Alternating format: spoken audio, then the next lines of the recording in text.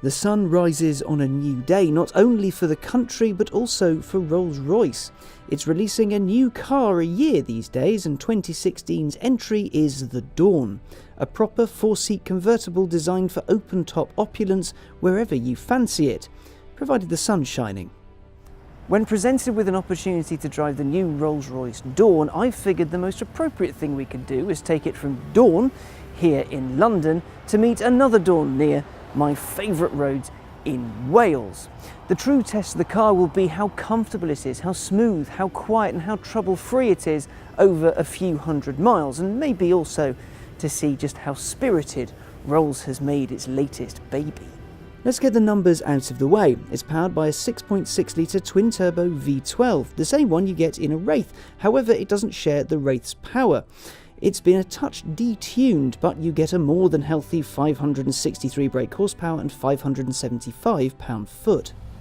And you get that wodge of torque from just 1500 RPM, which means you don't have to worry about things like turbo lag or waiting for anything. It'll do 0 to 60 in under 5 seconds and top out at 155 miles an hour. Now, I know there will be some people in comments section saying, oh, that's not quick enough for a V12, but to them I have two things to say.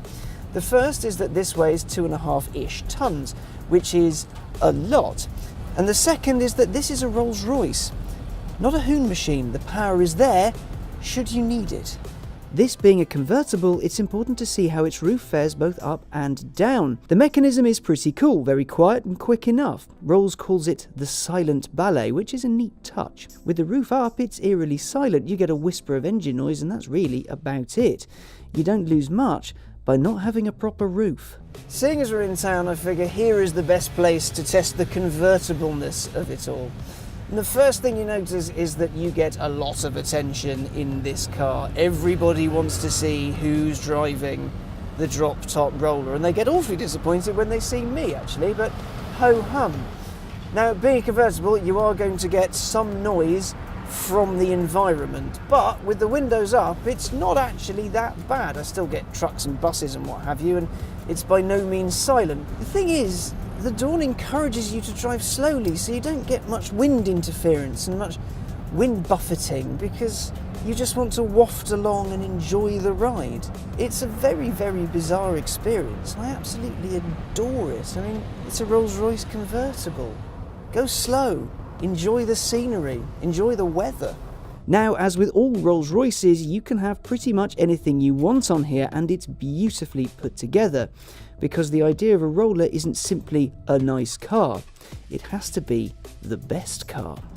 When Rolls met Royce all those years ago, they ended up creating some of the finest cars the world had ever seen. They had speed, style, and luxury.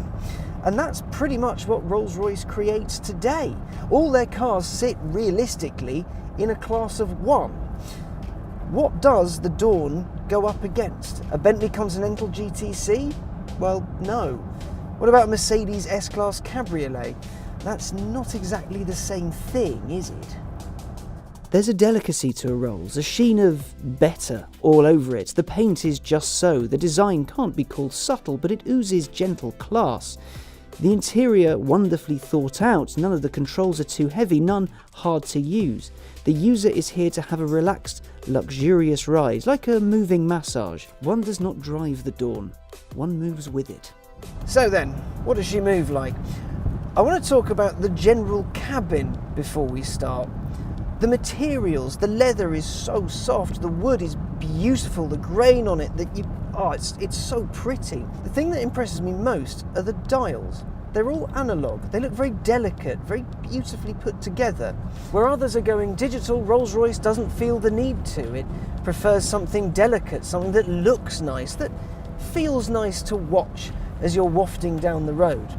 Like all Rolls-Royces, it doesn't have a rev counter. Instead, it has a power reserve gauge that shows you how much you've got left should you need to accelerate away from a problem, an incident, or, as we're in Wales, a sheep. The steering is so light, and I won't say, oh, there's loads of feedback to it, because there really isn't. You just turn it and the wheels turn. You can't really tell if you're going over a lump or a bump or a light pothole, because really it just absorbs the bumps. This is like driving a cloud. a really soft, smooth cloud. Easily one of the most comfortable cars I've ever had the pleasure of driving.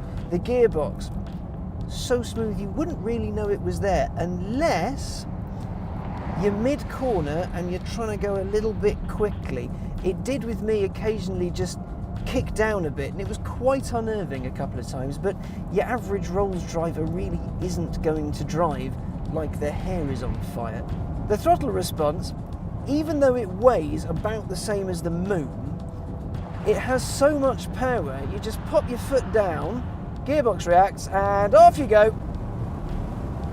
And it doesn't half shift. It really moves, and it's vast, but the front of the car sort of pitches up and then you ride forward like a boat, going mental. The brakes are enormous. Obviously they have to stop a 2.5 ton car, and when you use them, say, quite hard, you do feel the weight of the car. You know, the whole body kind of rolls and pitches and weaves with whatever you're doing, and so when you brake, the whole thing leans on the front. They're designed to be used gently. This is a gentle vehicle. It's not a hoon car, it's not a race car, it's to be gently wafted down a country lane. The infotainment, I won't lie, I recognise, not just from other Rolls Royces, but from a BMW. That bit has sort of been lifted over from the 7 Series upon which this is based. But that's not a bad thing because the system works, it's easy. That said, the car we have doesn't have digital radio fitted to it, which is very bizarre and a little bit concerning considering this thing costs £250,000. There's so little to dislike about this car. It's an event. It truly is an event. You walk up to it in the morning, you press the unlock button, the Spirit of Ecstasy rises gracefully out of the hood. And then you watch her, you follow her down the road, she guides the way. There's a beautiful elegance to everything. You feel special in this, you look special, people stop and stare. I was driving through a little village yesterday and there were some people going, "Oh, that's not a Rolls Royce, is it? Oh, I can't believe it, it's a Rolls Royce." People come up to us and ask us, "What is it we're filming?" "Oh yes, it's the new Rolls Royce, that's the Dawn, how is it?" People love it. You don't get judged for driving a roller. People enjoy it because they know how special it is. They realise they're part of the event. They're part of the spectacle that is the roller. It's smooth, it's quiet, it's comfortable, and it's fast. It's a Rolls Royce through and through. With the end of our journey in sight and my favourite bit of Wales just round the corner and the next Dawn ready to go, it's time to have a proper think about the latest roller. Where does it fit in the world? Who is it for? Why is it? The average age for a Rolls-Royce buyer is 45 years old. That's a very low number when you consider these are quite high-value cars. A Dawn, before you put toys on it, is about £220,000. This one, with its toys, is a little over £250,000. However, you have to remember that there are a lot of very wealthy people in the world who like nice things, and the Dawn is very much a nice thing.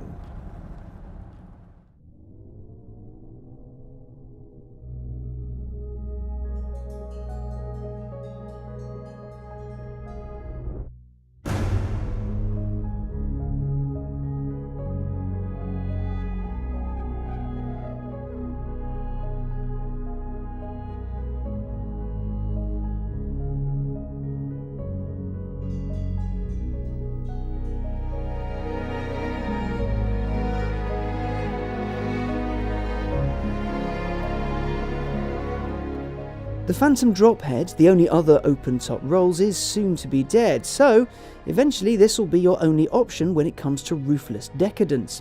The good thing is, it's not a bad one at all.